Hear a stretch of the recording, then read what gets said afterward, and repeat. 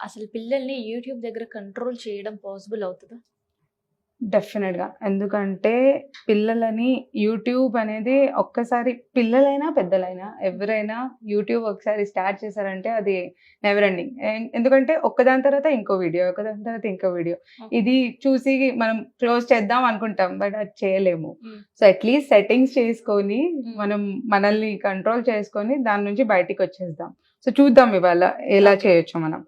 So first thing మనం YouTube open చేసామనుకోండి. YouTube లో ఇది హోమ్ స్క్రీన్. సో మనకి ఇక్కడ కింద మన ప్రొఫైల్ కనిపిస్తుందా? సో ఇది మన ప్రొఫైల్ ఫోటో మీద రైట్ సైడ్ కార్నర్ లో ఉంటుంది. బిలో రైట్ సైడ్ కార్నర్ బిలోలో ఉంటుంది. దాని మీద క్లిక్ చేయగానే పైన సెట్టింగ్స్ వస్తాయి. ఓకే, పైన టాప్ కార్నర్ లో. సో జనరల్ సెట్టింగ్స్ మనం చేసుకోవచ్చు. సో ఇక్కడ జనరల్ సెట్టింగ్స్ కనిపిస్తున్నాయా? Remind me to take a break. Okay, ఇక్కడ మనం పెట్టుకున్నాం అనుకోండి బ్రేక్ అని, ఒక టైం సెట్ చేసుకున్నాం అనుకోండి. For example 30 minutes. So every 30 minutes కి మనకు ఒక పాపప్ వస్తుంది, time to take a break అని. అది ఫర్ ఎగ్జాంపుల్ ఇప్పుడు నా బేబీ చాలా చిన్నగా ఉన్నాడు, నేను మీటింగ్స్ అయ్యేటప్పుడు తనకు పెట్టేస్తాను అనమాట. అంటే కంట్రోల్ అవ్వకపోతే ఇంకా మీటింగ్ లో నేనే మాట్లాడుతున్నా, నేనే ప్రెజెంట్ చేస్తున్నా అంటే ఇంకా తప్పదు నాకు. సో ఆ టైంలో నేను ఏం చేస్తా అంటే తనకి ఇస్తాను. బట్ దెన్ ఈ బ్రేక్ అని వచ్చేసింది అనుకోండి, తను దూరం వెళ్ళిపోతాడు. ఎందుకంటే మళ్ళీ ఆ వీడియోస్ రావు. ఆ విండో ఒకటి ఉంటుంది మధ్యలో, ఆ విండోని క్లోజ్ చేసేంత వరకు ఏం చేయలేం మనం. సో ఇన్ కేస్ క్లోజ్ చేసినామంటే మనం పెద్దవాళ్ళు, వాళ్ళైతే అక్కడే ఆగిపోతారు.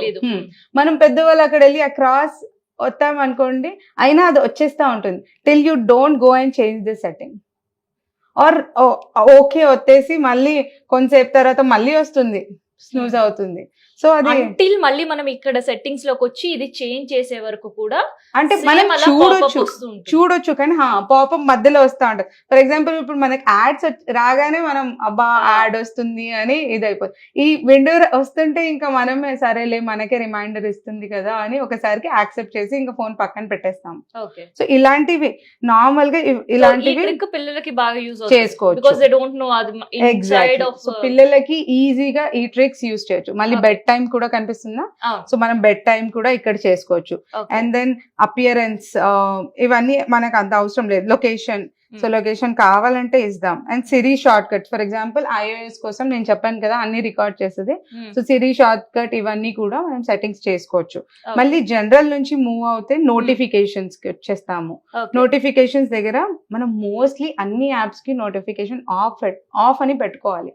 మనం ఏం చేస్తాము, మన ఫోన్ ఇట్లా టక్ అని మోగంగానే ఏదో మెసేజ్ వచ్చినట్టుంది, ఏదో ఇంపార్టెంట్ వచ్చినట్టుంది అని మనం డిస్ట్రాక్ట్ అయ్యి ఇంకా ఒక్కసారి మళ్ళీ ఆ నోటిఫికేషన్ చూడడానికి ఓపెన్ చేస్తాం, మళ్ళీ ఇన్స్టాగ్రామ్ ఆర్ యూట్యూబ్ లోపలికి వెళ్ళిపోతాం. సో అలా మనం ఇన్వాల్వ్ అయిపోతున్నాం, తెలిసి ఆర్ తెలియక ఎలానో మనం ఇన్వాల్వ్ అయిపోతున్నాం. సో ఇవన్నీ కొంచెం వీని డిజిటల్ డిటాక్స్ అంటారు, నేను లాస్ట్ టైం చెప్పాను కదా, అదే మనం యూజ్ చేయాలి. సో అది చిన్న పిల్లలకైనా పెద్దవాళ్ళకైనా బెటర్ నోటిఫికేషన్స్ చూసుకోవాలి, ఆఫ్ చేసుకోవాలి. ఓకే, సో ఇది నోటిఫికేషన్స్ కి వచ్చేస్తే ఇది కూడా ఆఫ్ చేసుకొని పెట్టేసుకోవాలి. ఇంకా దాని తర్వాత ప్రైవసీలో వెళ్ళిన తర్వాత ఇక్కడ మనకి కాస్త కాంటాక్ట్స్ మనం చెప్పాం కదా, కమెంట్స్ చేస్తారు ఇర్రెస్పెక్టివ్ ఆఫ్ వాళ్ళు హర్ట్ చేసినారా లేదా, మా ఒపీనియన్ మేము పెట్టేసినాం అని చాలా మంది కమెంట్స్ చేస్తారు. సో అలాంటి వాళ్ళకి బ్లాక్ చేసుకోవచ్చు.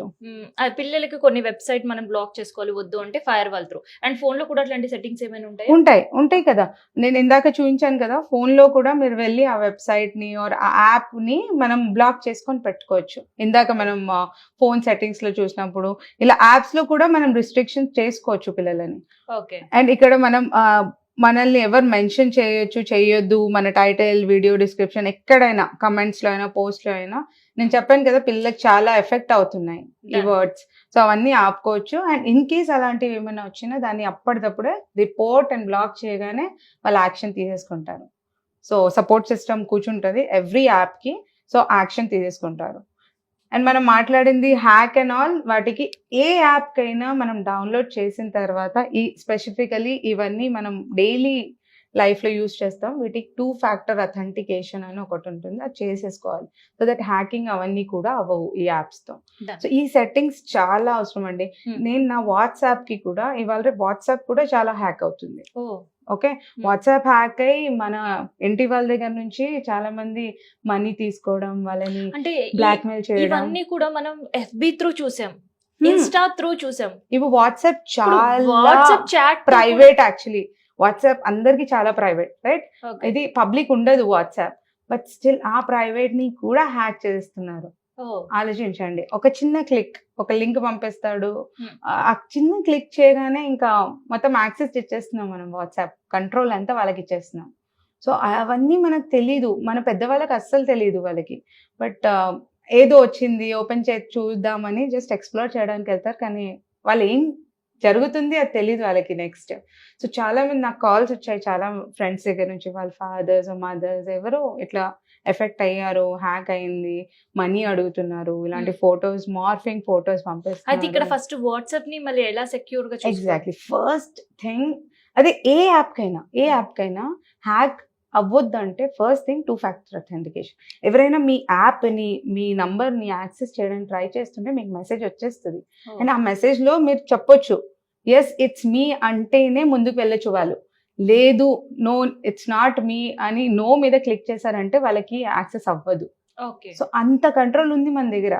బట్ అదొక్కటే మనమే చూసుకోవాలి, ఇవన్నీ చేసుకోవాలి. డెఫినెట్ గా మనం ఇలాంటి ఫ్రాడ్స్ నుంచి, ఇలాంటి ఇష్యూస్ నుంచి కొంచెం దూరం ఉంటాం. ఓకే.